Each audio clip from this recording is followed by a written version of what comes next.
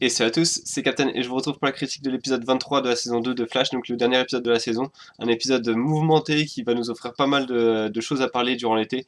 Donc voilà, quoi de mieux, donc je vous en parle après le générique. Never forget, I am the fastest man alive. This means war. This means war. This means war.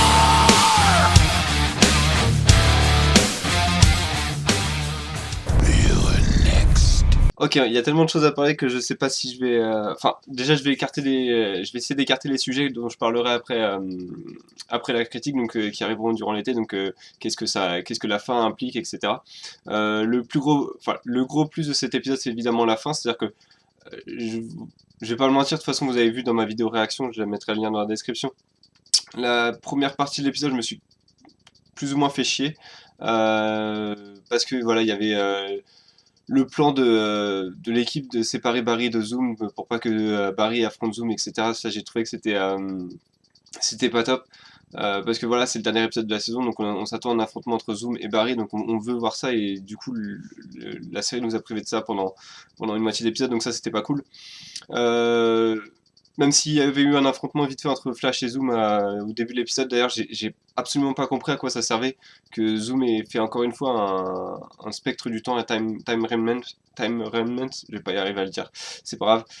Encore voilà, un double de lui qui l'a pris du passé ou du futur. Je suppose que c'est du futur, même si plus tard dans l'épisode, comme Barry le fait, on nous explique que c'est quelque chose du passé, mais du coup, c'est pas possible.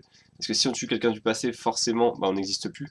Donc, enfin, vraiment, cette histoire de double du temps, etc., c'est le gros point faible, à mon avis, de cette saison, mais j'y reviendrai dans la critique de la saison, qui arrivera un peu plus tard sur la chaîne. Mais voilà, donc la fin, c'était vraiment la dernière demi-heure était vraiment le gros plus avec le combat final entre Flash et Zoom, où c'est vraiment un combat. Je pensais vraiment, j'avais vraiment peur en fait que ce soit qu'une course entre Flash versus Zoom, ou voilà, qui court le plus vite. Mais finalement, il y a vraiment un combat. Donc la fin, forcément, avec Barry qui va sauver sa mère, et du coup, ça déclenche Flashpoint, le paradoxe Flashpoint. Quoi, enfin, qu'est-ce qu'on peut expliquer d'autre? Il y a également des explications sur le multiverse, donc on apprend que la Terre 1, enfin la Terre qu'on suit, qui est la Terre 1, est le centre du multiverse.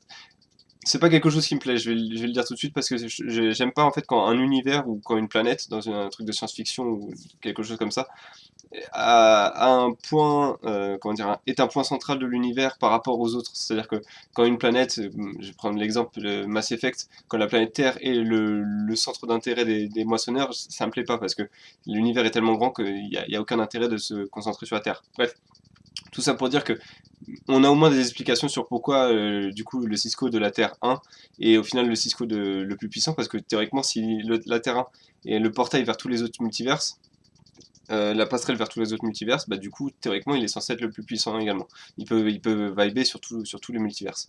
Donc ça, voilà, c'était sympa de la part de Zoom d'avoir ces explications-là. On a également l'explication sur qui est derrière le masque, c'est le vrai Jay Garrick qui est le double du père de Barry. Donc ça, on s'en doutait, mais c'est toujours sympa et son costume est vraiment réussi. J'ai vraiment trouvé cool. Et on a également la naissance de Black Flash. Voilà, ça c'est vraiment quelque chose auquel je m'attendais. Pas mal de références aux comics, donc on a Flashpoint, on a Black Flash, et on a également la disparition de Barry Allen à la fin de Infinite Crisis, ou Crisis on Infinite Earth, je confonds toujours les deux, où il disparaît dans la Speed Force en courant tout simplement trop vite. Donc voilà, ça c'était les points positifs de cet épisode, et il y en avait beaucoup. Les seuls points négatifs que je pourrais retenir, j'en ai parlé un peu plus tôt, c'est les doubles du temps. Cette notion est trop facile, c'est-à-dire qu'on voit même pas Barry le faire, c'est-à-dire genre je retourne dans le passé, mais je prends un double du temps, mais du coup ça fout pas le bordel dans les timelines, même si théoriquement, encore une fois, ça doit foutre le bordel dans les timelines. Il doit avoir des infinités de timelines différentes, où du coup il y a un Zoom qui a disparu plus tôt, parce que Zoom a tué 3 doubles de lui, ce qui est, enfin deux doubles de lui du coup, ce qui est très bizarre. On a un double de Barry qui a également disparu, et puis avec la naissance de la nouvelle timeline avec la Flashpoint, ça fout encore plus le bordel. Le seul truc qui m'a vraiment choqué, et pas en bien, c'est la décision de Barry à la fin de revenir sauver sa mère. C'est-à-dire que on comprend tout l'épisode qu'il est en colère contre Zoom, qu'il veut tuer Zoom, etc. Mais en fait, l'épisode aurait plus dû nous faire comprendre qu'il était en colère plus contre le sort que contre Zoom en fait. C'est-à-dire qu'il veut changer, et en fait il veut changer le sort, et pour lui le sort, son sort a basculé le jour où sa mère a été tuée, et du coup il veut changer ça. Et c'est contre ça qu'il aurait dû se battre, qu'il aurait dû être en colère plus que contre Zoom en fait. Et j'ai vraiment du coup senti que la décision de revenir dans le temps était complètement sortait de nulle part en fait. Je pense que les scénaristes ont fait ça parce que c'était fait exprès, c'était pour choquer le spectateur, mais du coup, personnellement, ça m'a trop choqué. J'ai trouvé que Barry prenait vraiment une décision qui était trop rushée, qui sortait de nulle part, et comme si quelqu'un en fait le manipulait pour faire ça, comme si quelqu'un avait pris contrôle de sa pensée pour faire ça. Alors que je pense pas que ce soit le cas, c'est juste que le personnage on a ras le cul, il a perdu ses deux parents, il veut au moins en retrouver un, et voire même les deux en fait, parce qu'il revient, lorsqu'il revient en fait, son père n'a pas été tué par Reverse Flash, euh, même, enfin voilà, il aura ses deux parents. Donc voilà les vrais points négatifs de cet épisode selon moi. Donc cette fin de deuxième saison de Flash, je lui ai mis la note de 9 sur 10. J'ai pas regardé, mais je crois que c'est une meilleure note que le final de la saison 1. Je l'ai en tout cas préféré au final de la saison 1. Petit défaut sur la première demi-heure qui j'ai trouvé était pas top, surtout le fait on nous montre pas le Flash tout simplement. Mais voilà, la dernière demi-heure compense avec l'apparition du coup de Jay Garrick, le deuxième Flash. On a donc pour la première fois un deuxième Flash. L'apparition de Black Flash, la fin de Zoom, l'explication sur le multiverse et le Flashpoint Paradox qui arrive pour les futures saisons. Enfin pour la saison 3 en tout cas, ça c'est sûr. Du coup je ferai évidemment des vidéos sur ce que ça implique pour le Arrowverse. Est-ce que du coup Arrow a une chance de voir ses saisons 3 et 4 complètement, complètement voilà, détruites, complètement effacées. J'espère qu'ils vont profiter de cette chance pour le faire. Cette opportunité pour le faire, pardon, je vais y arriver.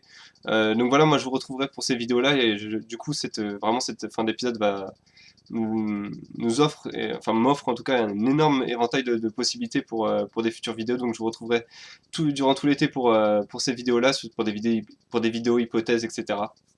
Et également des reviews sur la saison complète de Flash, Legend of Tomorrow et Supergirl. Tout ça, ça devrait arriver durant le mois de juin. Je vais essayer de pas faire trop de promesses. Donc voilà, je vous donne rendez-vous pour ces vidéos-là. Je vous remercie d'avoir regardé cette vidéo et cette saison avec moi. Et je vous dis à bientôt.